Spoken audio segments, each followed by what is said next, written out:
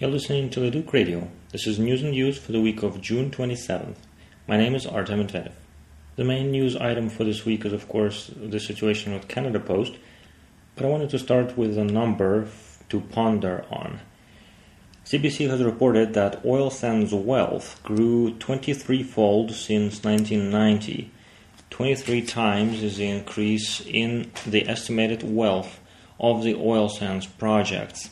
In the same period, oil sands companies have made profits in billions of dollars, growing their profits every year, sometimes up to 23 times more than in 1990. And this all got me thinking, where did all this wealth go?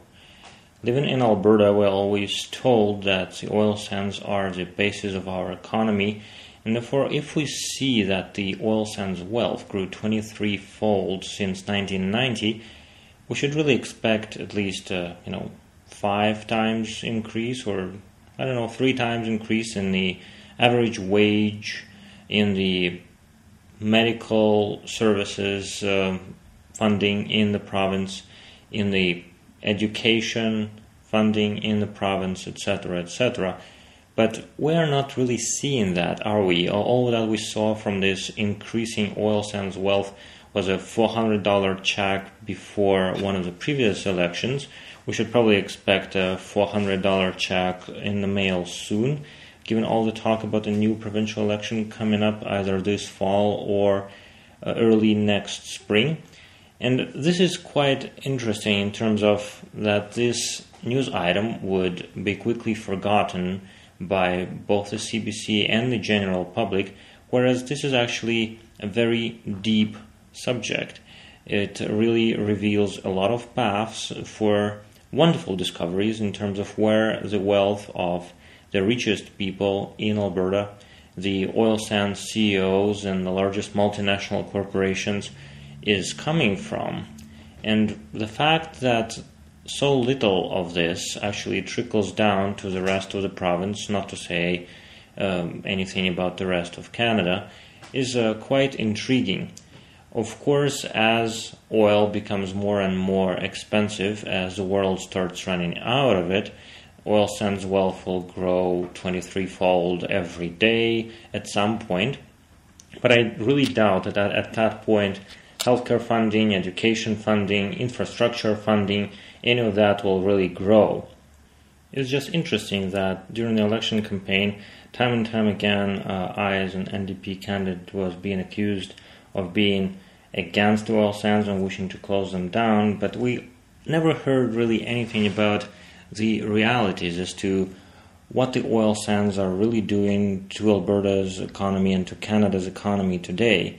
The numbers that are being revealed now show that we're actually not supposed to have poverty, we're not supposed to have malfunctioning equipment in hospitals, and we're not supposed to have schools that are breaking down as we speak, given the amount of wealth out there in the province. But we're definitely not seeing any improvement on those fronts, and this study goes hand in hand with previously released information about the radical growth of the income of the wealthiest Canadians as opposed to stagnation in the average wage in our country.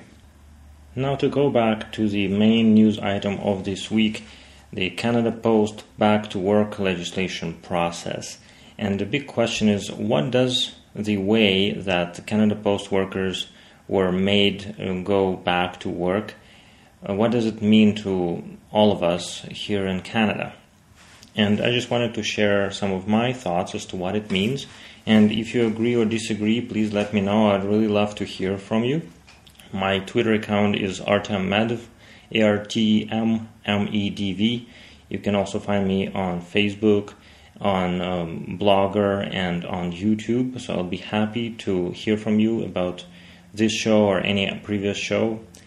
And so how does the way Canada Post workers were made go back to work relate to the rest of us? Well, first of all, it's important to keep in mind that Canada Post is profitable.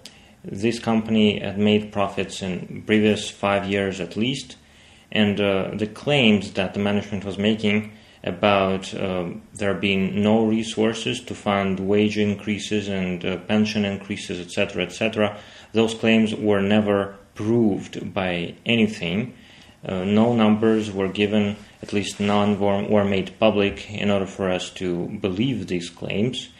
But the Government of Canada clearly signed it with the Canada Post management in this dispute. So one change that comes out of this situation is the fact that there is now no tangible need for employers to listen to their employees. Because if there is a problem, if someone is unhappy, if someone is asking for increasing their wage or strengthening their pension, benefits, etc., etc., that corporation can just apply to the federal government to have protection. In case of a strike, there is back-to-work legislation in place. And the government, as well as employers, couldn't care less as to what the workers think and as to the working conditions and dangerous working conditions that may exist, unfair wages that may exist.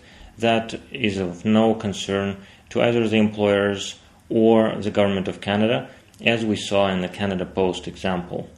In general, given the way that this was handled, there is now no need for increasing wages, ever. Because if anyone is unhappy, they can just go back to work for their previous wage. That seems to be the message of the Government of Canada, or as we should probably call it, the Harper government, at this time.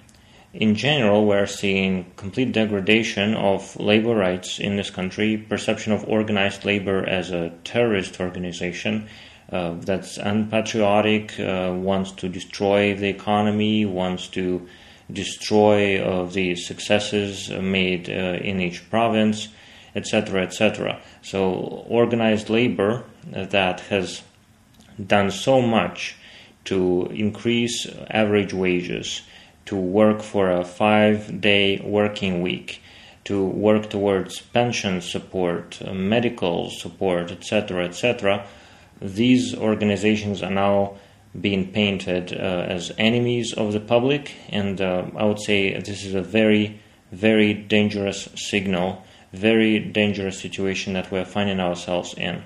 For centuries, workers have been trying to find a way to organize and to fight collectively for their rights, and now this is all just being named unpatriotic, anti-popular, etc., etc., whatever the government may want to call it.